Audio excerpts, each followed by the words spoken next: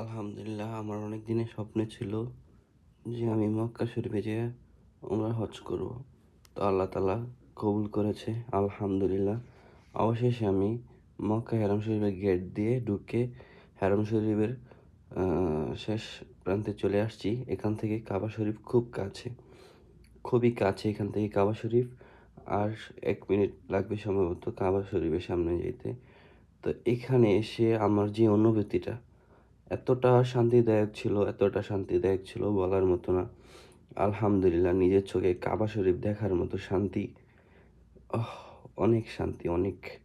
যারা এখনো কাবা শরীফে যাননি, আল্লাহ তাআলা তাদেরকে তৌফিক দেন।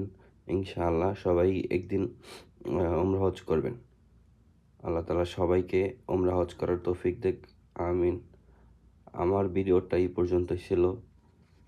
যারা আমার ভিডিও ভালোবাসেন অবশ্যই একটা সাবস্ক্রাইব করে পাশে থাকবেন ইনশাআল্লাহ।